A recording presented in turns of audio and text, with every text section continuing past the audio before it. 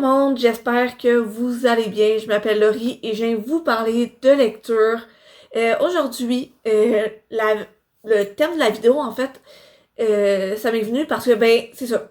Je voulais filmer une vidéo, mais je savais pas trop sur quoi. Tu sais, j'avais le temps et tout. Puis là, je suis comme, ok, mais sur quoi je vais faire ma vidéo? Puis là, justement, la dernière semaine du mois de mai, j'ai eu un cours intensif avec 2 remises durant le mois de juin. Et il y a eu un atelier sur l'écriture inclusive. Et je me suis dit, je pourrais réutiliser ce que j'ai appris là, puis vous transmettre un peu ce que j'ai appris. Je tiens à préciser que l'atelier était donné par la FEMUL. J'ai mes notes ici, fait que c'est sûr que vous allez me voir parfois regarder un peu plus là. Mais ça, la FEMUL, c'est une organisation féministe à l'Université Laval. C'est Féministes en mouvement de l'Université Laval, donc ça donne FEMUL. C'est ça, l'atelier a été donné par ce comité-là. Donc, les informations que je vous transmets, je les ai apprises là. Mais après, j'ai avoir une petite partie opinion. Et là, évidemment, c'est mon opinion personnelle. Et je vous partage que mon opinion. Donc, c'est ça. Fait que la vidéo, je la divise un peu en 3 parties. Donc, un peu l'historique de l'écriture de la langue, en fait, pas de la langue française, mais comme l'écriture française. Après ça, je vous présente quelques façons de faire d'écrire inclusivement. Et après, ça va être là où je vais donner mon opinion. Pas tant en... plus... C'est pas tant une opinion, mais je vais plus présenter mes arguments sur le pourquoi c'est important de d'écrire inclusivement, puis d'utiliser les bons termes, en fait, dans notre écriture. Et c'est ça. Fait que c'est ça ça que c'est ça. Bon, j'ai commencé ma vidéo, je semble pas trouver mes mots, fait que on y va. Donc, c'est ça, la première partie que je vais vous parler, c'est un peu l'historique. Parce que l'écriture, comme on la connaît en ce moment, n'a pas toujours été comme telle. Par exemple, avant le 17... le 17e siècle, on utilisait l'accord de proximité pour faire faire les accords, en fait. Fait que, par exemple, que je disais, on écrivait les hommes et les femmes sont gentilles. Fait que, pourquoi j'ai utilisé gentil, c'est que le dernier mot, c'est les femmes qui a été utilisé, puis les femmes sont gentilles. Mais pour parler des hommes et des femmes, ça c'est peut-être pas le meilleur des exemples, mais c'est ça. Ou encore les étudiants et les étudiantes sont productives. Donc, vu que c'est les étudiantes, on accorde l'adjectif avec le dernier terme utilisé qui est féminin. Ça, dans l'écriture, justement, c'est plus simple de même parce que c'est plus c'est ça, c'est l'accord qui était utilisé, mais ça a changé parce que veut pas, les hommes occupent beaucoup de place dans les sphères de décision. Et le masculin était alors perçu comme un genre non marqué, non connoté, puis genre neutre. Fait qu'on percevait le masculin comme étant meilleur dans l'utilisation. Ce qui a créé la règle du masculin l'emporte. Et ça a changé. Puis là, je le répète, j'ai mes petites notes juste ici. Après, en 1910, il y a un début au Québec de féminisation dans la revue québécoise Pour vous, mesdames, dans lesquelles on utilisait des appellations féminisées. Puis en 1976, ce qui est comme relativement assez récent dans l'histoire globale de l'humanité. Donc en 1976, l'Office, je vais vous lire un peu la phrase. L'Office québécois de la langue française est chargé d'évaluer d'évaluer la féminisation des titres sous l'impulsion des cercles féministes et de l'élection de 4 femmes à l'Assemblée nationale. Donc, on pense entre autres... bon, j'ai des titres... j'essaie de voir si je mettais non. Mais sur ok,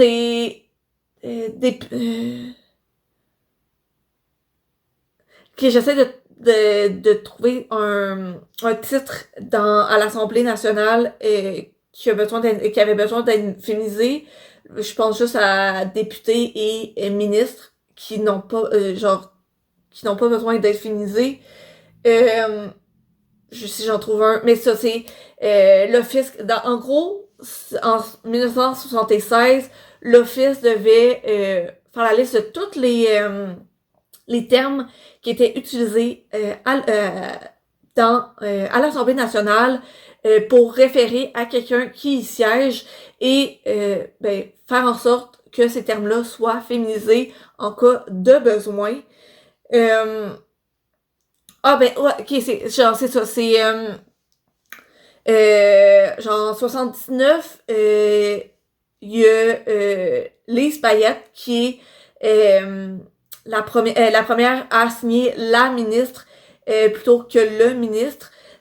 Donc, même si j'ai pas regardé vraiment dans l'histoire, mais comme déjà à la base, il devait pas avoir beaucoup de femmes ministres à ce moment-là, mais probablement que celle qui était ministre à cette époque-là devait encore signer le ministre parce que globalement c'était et c'est encore un domaine principalement masculin.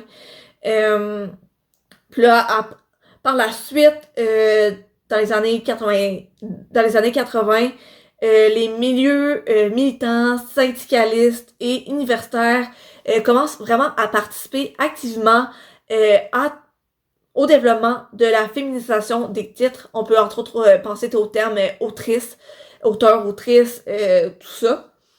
Et en 86, il y a la publication d'un premier guide de féminisation de l'Office québécois de la langue française qui s'appelle Titres et fonctions au féminin, essai d'orientation de l'usage. Et c'est seulement en 2018 que il y a une publication, la publication d'un article sur l'écriture épicène, neutre, non-binaire et inclusive par la Banque de dépannage linguistique, encore une fois, de l'Office québécois de la langue française. Donc là, ça, le tour historique est un peu fini. Donc maintenant, je m'en vais justement à vous expliquer un peu c'est quoi l'écriture épicène. Genre, c'est pas tout le monde qui connaît ça. Donc, je continue avec ça. Il y a plusieurs façons d'écrire d'écrire de façon inclusive. Il y a entre autres, par exemple, avec les doublets, avec, par exemple, les étudiants et les étudiantes, les auteurs et les autrices, tout ça. Mais ce qui est un peu critiqué par rapport à ce genre d'utilisation-là d'écriture inclusive, c'est qu'elle est pas totalement inclusive, parce que ça comprend encore qu'il y a une binarité des genres, donc les étudiantes et les étudiants, donc femmes et hommes, et c'est pas tout le monde qui se représente dans cette binarité-là.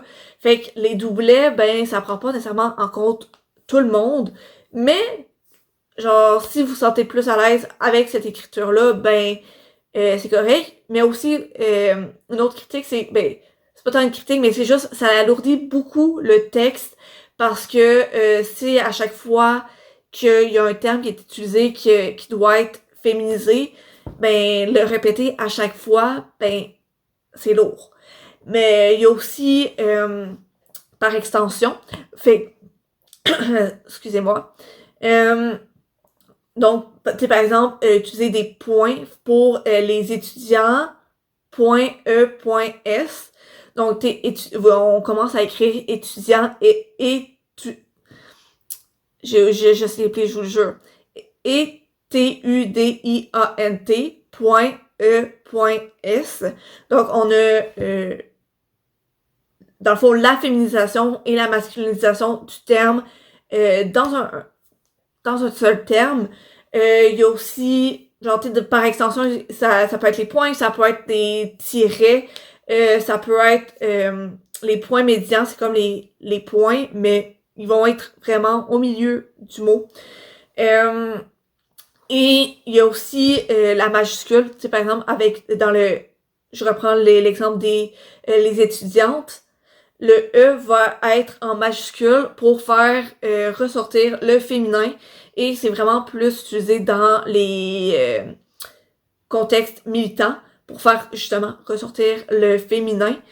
Mais il y a ce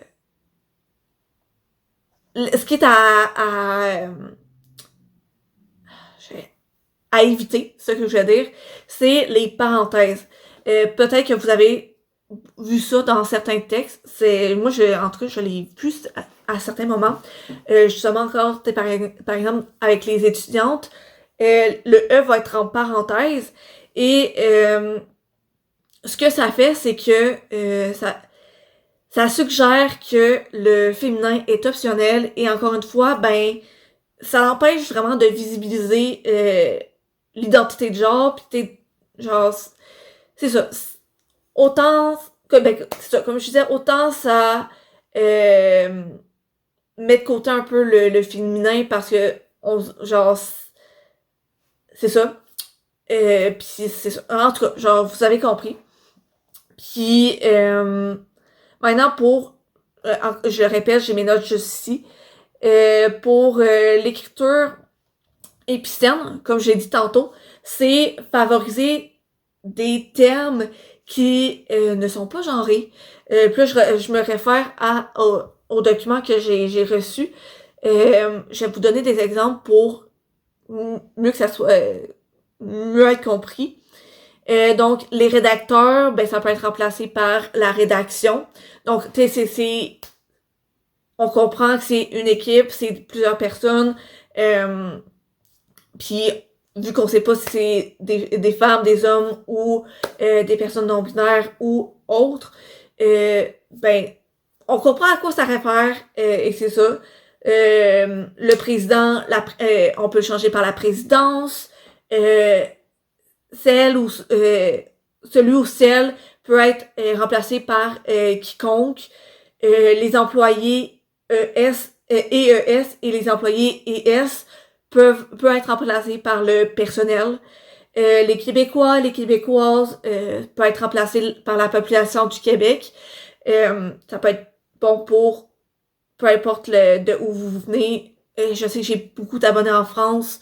Ben, au lieu de dire les Français et les Françaises, ben, ça peut être la population française.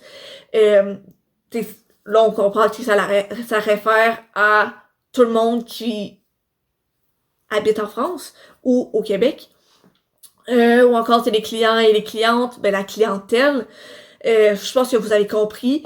Puis justement, ben, les avantages d'utiliser l'écriture épicène, ben, c'est que justement, ça inclut vraiment tout le monde, peu importe les genres. Puis il y a aussi une accessibilité avec par exemple la reconnaissance des logiciels de synthèse vocale. Ben, t'as les points médians ou les points et ce genre de choses-là, ben ça fonctionne pas toujours super bien avec la synthèse vocale, ces logiciels-là. peut-être un jour ça va l'être, mais au point où on en est en ce moment, on n'est pas encore rendu à ce que ça soit facile pour ces logiciels-là. Fait qu'au moins, avec l'écriture épicène, ben justement, ben ça, c'est plus facile pour ça aussi. Mais c'est sûr que c'est pas toujours facile. C'est un plus grand travail mental parce que c'est pas toujours facile de trouver des termes qui peuvent être modifiés, ce que je voulais trouver. Fait que, par exemple, ben, l'écriture épicène peut être utilisée avec, par exemple, genre les points médians ou justement attends, c'est quoi le terme? La féminisation par extension, t'es avec les points ou avec les tirets et tout. Parce que c'est ça, ben, dans le cas où vous trouvez pas un terme qui est modifiable, ben ça peut vous pouvez vous référer à ça.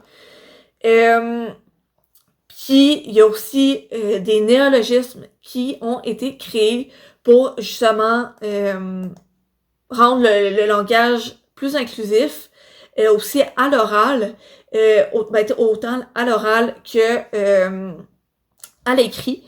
Il y a par exemple tous TOUSTES, auteuris, celleux, donc tous pour tous et toutes, auteuris, auteur, autrice, celleux, celles et ceux. Il y a aussi le pronom IEL, qui peut être écrit de différentes manières. Il y en a qui l'écrivent IEL, d'autres IELLE. Donc c'est un peu comme en anglais, ils ont les pronoms she, him, she, he. Ça, ok. Pendant un instant, mon cerveau, il y a un shortcut. She, he, them, they, them. Puis en français, on n'a pas ça. Notre langue est vraiment binaire. Puis là, ben ça, justement, il y a un néologisme qui a été créé pour créer un peu comme en anglais, un troisième... Ok, mon cerveau, il fonctionne pas aujourd'hui, j'oublie mes mots. Pronom. Un troisième pronom, comme en anglais, mais là en français. Puis elle, ben, vous l'aurez compris, c'est un mélange de il et elle. Genre, je pense que c'était facile à comprendre. Puis, genre, du moins dans les cinq règles de base qu'ont présenté la Fémule, il y a premièrement garder une constance dans la forme d'écriture qui est choisie. Tu sais, par exemple, dans un texte, si jamais vous décidez d'écrire de façon inclusive dans un texte universitaire ou un texte scolaire, peu importe, puis que vous commencez à, par exemple, mettre les points médians, puis à moitié du texte, vous commencez à mettre des tirets, ben là, ça fait un peu pas à moitié du sens. Tu sais, c'est bien, vous faites l'effort, mais tu sais, c'est mieux qu'à travers votre texte, vous utilisez toujours les tirets ou toujours les points, les points. Ou, vous comprenez? Féminiser les titres des métiers et des fonctions. C'est par exemple avec auteur qui devient autrice. Ça peut être aussi auteur qui finit avec un E. Moi, je préfère autrice parce que à l'oral, quand on dit auteur, auteur, on n'entend pas le film. Puis quand on parle d'une femme auteur, on l'entend pas. Il faut vraiment plus prononcer auteur. Fait que tant qu'à faire, je préfère dire autrice qui est plus facile à entendre. C'est un peu comme acteur, actrice. Le actrice, on comprend que c'est une femme. Il y a aussi la troisième règle, c'est d'éviter l'utilisation des mots dits universels. Par exemple, l'homme pour parler de l'humanité. Ben, encore une fois, l'homme ne constitue pas toute l'humanité. Même si l'ego de certains hommes veulent faire que c'est ça. Certains hommes ont un ego un peu trop gros, dont la personne qui a décidé de référer à l'humanité avec le terme homme. En tout cas, la quatrième règle, c'est de vérifier si toutes les personnes concernées sont incluses. Je suis en train de lire donc, dans le fond, ce qu'ils veulent dire, c'est remettre en question la règle. Remettre en question la règle du masculin l'emporte. Puis l'utilisation systémique du masculin générique. Parce que je sais pas si vous l'avez remarqué, mais dans, je dirais, 99,9999% des, par exemple, des offres d'emploi, il va toujours avoir la ligne ce texte a été masculinisé pour faciliter la lecture. Mais comme, c'est ça. Puis, 5. Utiliser tout simplement le doublet ou un terme épicène lorsqu'un mot ne permet pas facilement l'ajout d'une extension. Ça, c'est comme je disais tantôt, s'il y a un terme qu'on trouve pas, genre, une modification qui peut être faite pour, comme un peu genre, comme tantôt, l'exemple, un des exemples, c'est les Québécoises et les Québécoises et les Québécois, ben, on peut le remplacer par la population québécoise. Ben, si vous trouvez pas un exemple, ben, vous pouvez quand même utiliser doublet ou, utiliser doublet si jamais on trouve pas. C'est ça. Pour la partie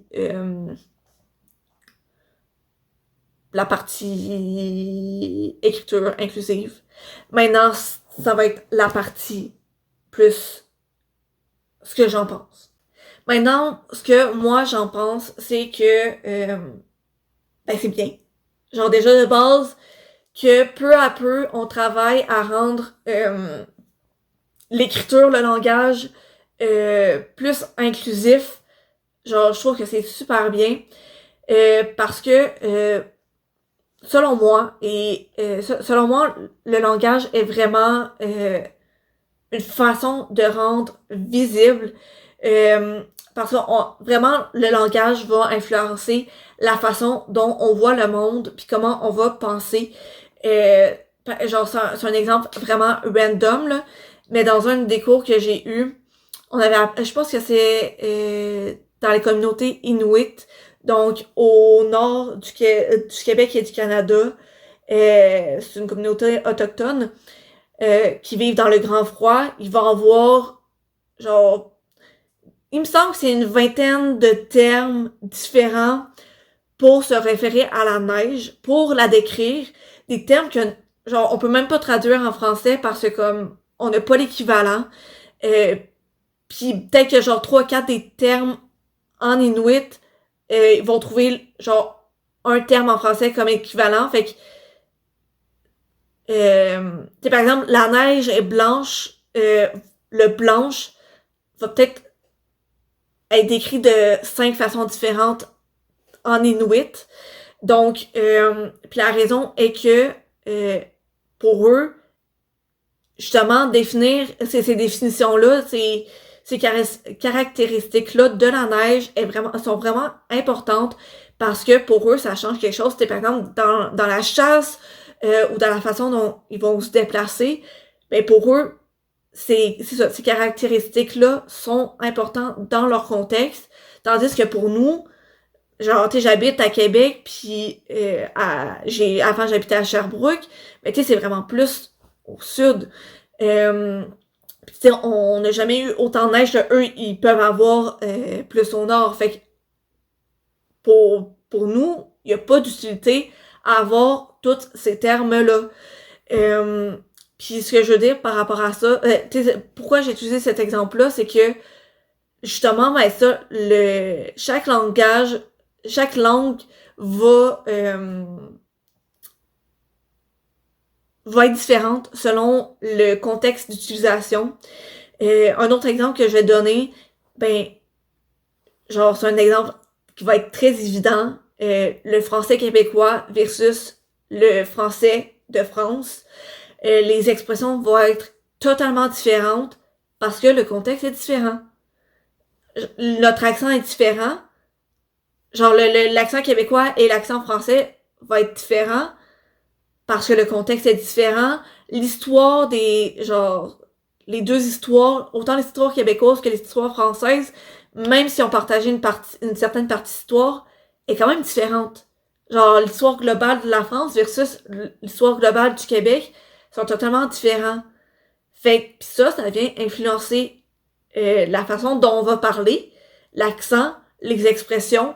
Par exemple, j'ai eu un cours de linguistique au cégep, fait que j'ai pas d'exemple concret, mais je me souviens que on avait parlé, entre autres, des expressions, que les expressions québécoises, genre, il y en a certaines qui vont faire, on en a plus qui vont faire référence à la mer, à la navigation, parce que, dans le temps de la colonisation, les personnes qui arrivaient, entre autres de la France, c'est de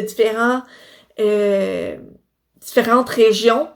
Puis ces différents dialectes-là se sont rencontrés pour créer un nouveau dialecte francophone, ce qui a créé des nouvelles prononciations, mais aussi des nouvelles je viens de dire le mot, mais expressions, des nouvelles expressions. Justement, expressions qui ont entre autres été créées lors de la traversée et tout ça. Fait que, tu sais, c'est comme l'histoire est vraiment à prendre en compte. Mais aussi, c'est ça, c'est la langue, fait que, tout ça pour dire que la langue aussi est aussi utilisée pour rendre visible des problématiques. Je vais prendre un exemple qui a été vraiment important au Québec, qui est encore vraiment marquant au Québec, puis c'est le féminicide qui s'est passé à la Polytechnique de Montréal en 89, si je me trompe pas. En gros, c'est un gars qui s'est pointé à la Polytechnique de Montréal dans une classe de génie, génie civil, il me semble. Et le génie civil, c'est encore aujourd'hui, et ça l'était aussi dans ce temps-là, très dominé par les hommes. De plus en plus, il commence à y avoir des femmes dans ce domaine-là, mais c'est quand même un domaine qui est marqué par le masculin. Et justement, ce gars-là était fâché qu'il y ait des femmes en génie civil, fait qu'il s'est pointé avec un fusil. Il a demandé à ce que tous les gars sortent de la classe. Et quand il était sorti, il a commencé à tirer sur les filles. Puis, pourquoi j'utilise ça comme exemple? C'est seulement en 2019, fait que 30 ans plus tard, que le terme féminicide a été appliqué à ce cas-là. Pendant 30 ans, c'était défini comme une tuerie envers les femmes, mais jamais un féminicide. Puis, genre, pourquoi je suis outrée par rapport à ça, c'est que le terme féminicide, c'est justement un terme utilisé pour mettre de l'avant une violence à caractère genré, parce que les personnes qui font des féminicides, dans le fond, tuent des femmes parce qu'elles sont femmes. Parce que, genre, à cause de leur identité en tant que femme. Genre, quelqu'un qui va dans la rue, qui tire une femme, genre, pour aucune raison, ça va pas, peut-être pas toujours être un féminicide, parce que tout dépend de l'intention qui était derrière. Peut-être qu'il voulait juste, genre, la personne voulait peut-être juste tuer quelqu'un cette journée-là. Tout ça, mais là, dans ce cas-là, dans ce qui est arrivé à la Polytechnique, les femmes ont été ciblées parce qu'elles étaient femmes. avant tout. Et c'est fou comment ça a pris de temps à ce que le terme féminicide soit appliqué à ce cas-là. Je trouve que ça a 30 ans, c'était vraiment beaucoup trop longtemps. C'est ça. C'est ça. Parce que j'essaie de trouver les bons là c'est un des trucs qui m'a beaucoup frustrée. Un autre exemple, là ça n'a pas rapport avec le genre, mais c'est comme aussi le premier ministre québécois n'a pas voulu reconnaître que il y a du racisme systémique au Québec. Et c'est quoi le racisme systémique, vous allez me dire? C'est que, genre, automatiquement, dans les systèmes gouvernementaux, il va avoir certaines règles appliquées ou certaines affaires appliquées qui sont racistes. Ça veut pas dire que les personnes qui travaillent au gouvernement le sont, mais c'est certaines choses qui sont appliquées qui sont racistes. Il y a une petite différence, mais elle est importante à comprendre. Et en gros, le fait de ne pas vouloir reconnaître que du racisme systémique, ben justement, ça l'enlève la possibilité de régler ce problème-là. Parce que en ne voulant pas voir un bobo, ben, on peut pas le guérir. Genre, je sais pas si je me fais comprendre, là, mais tu sais, c'est comme si je me faisais couper le bras, puis je me disais, non, je me suis pas fait couper le bras, fait que je continue ma vie comme si j'avais rien. Mais mon bras, il va continuer à saigner, puis à un moment donné, genre, je vais mourir parce que j'ai plus de sang dans mon bras, vous comprenez? Que genre, j'ai tout saigné à partir de mon bras. Mais genre, vu que j'ai pas voulu reconnaître que mon bras était coupé, puis que j'ai continué ma vie, comme si de rien n'était, ben, ce bobo-là a pas guéri, pis ça l'a juste aggravé ma situation. Mais là, c'est un peu la même affaire. Le gouvernement, genre, on va dire que c'est ma personne. Mon bras coupé, ben, c'est le racisme systémique. Puis là, vu qu'on se dit, genre, OK, ben, ça n'existe pas, ben, on peut pas le régler. Vous comprenez? Puis le premier pas, c'est justement de reconnaître, de dire, OK, oui, on a ce problème-là. Tu sais, déjà là, c'est un petit pas, mais qui change la donne.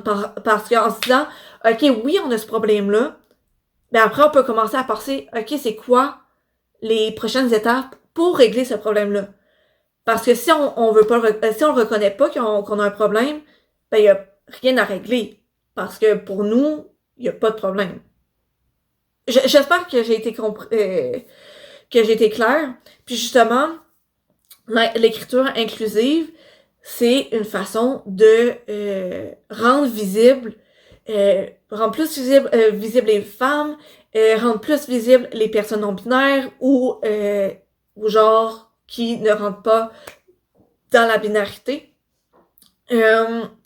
Puis pour certains, ça peut paraître compliqué, mais genre comment je le vois, c'est un peu comme apprendre une nouvelle, ben pas une nouvelle langue, mais en fait c'est genre le français a toujours changé. Tu sais, déjà comme à la base, comme je le disais tantôt, avant on faisait l'accord de proximité. Là on le fait plus parce que la langue a évolué. Puis une langue qui n'évolue pas, ben elle meurt parce qu'elle s'adapte pas au contexte. Puis si elle s'adapte pas au contexte, ben elle devient désuète. Donc c'est ça. Une langue, ça évolue. Par exemple, genre, bobette, le mot bobette a été, je pense, introduit dans le dictionnaire en 2015. Quelque chose genre, à chaque année, il y a des nouveaux mots qui sont intégrés au dictionnaire parce que, genre, on les utilise, puis vu qu'on les utilise, ben, ça vient s'ajouter au dictionnaire. Juste les différentes réformes aussi de la langue, de l'Office de la langue française, ben ces réformes-là, ben ça permet de changer la langue, le français pour l'adapter, l'adapter au contexte. Puis il y en a qui vont dire ouais mais c'est pas beau, mais comme la beauté est vraiment subjective. Puis si ça permet de plus inclure de monde, me semble c'est genre c'est bien là, comme genre c'est ça, anyway, la beauté de la langue, ça varie de personne en personne. Puis c'est ça. Puis anyway, le français change pas, va pas changer du jour au lendemain. C'est fait de façon comme vraiment graduelle. Puis personne oblige personne à comme l'inclure, mais genre plus ça va être inclus, plus de personnes vont attends, je vais recommencer ma phrase. Mais de plus en plus, par exemple, l'accord de proximité commence à revenir. Il y a beaucoup de monde qui commence à mettre leurs pronoms dans les courriels, qui utilisent l'écriture inclusive. Ben justement, vu que de plus que de gens qui l'utilisent, ben après, ça va emmener d'autres personnes à l'utiliser. Ça fait comme une grande chaîne. Puis, c'est ça. Je trouve que c'est ça la beauté de l'affaire que... et c'est ça. Puis, genre, c'est qu'en soi, penser que le masculin est neutre, c'est vraiment idiot. Parce que le masculin n'est pas neutre. Genre, le masculin, c'est le masculin, puis le féminin, c'est le féminin. Tu sais, c'est comme... Le féminin est autant neutre que le masculin. Puis si le féminin n'est pas neutre, ben le masculin ne l'est pas aussi. Tu sais, maintenant, c'est comme... Genre, c'est ça. Genre, c'est ça. Mais c'est pas mal ça pour la vidéo que je vais faire aujourd'hui, puis de un peu mon opinion sur le sujet. Si vous êtes en accord ou en désaccord avec certains points, n'hésitez pas à l'écrire en commentaire. Tant que c'est fait dans le respect, ça va me faire plaisir d'échanger avec vous. Sinon, ben, je vous souhaite une bonne journée. Merci vraiment pour ceux et celles, pour celles qui vont avoir passé du temps avec moi dans ma vidéo. J'apprécie beaucoup. C'est ça, j'apprécie. Et ben sur ce, je vous souhaite une bonne journée et on se retrouve dans la prochaine vidéo. Bye!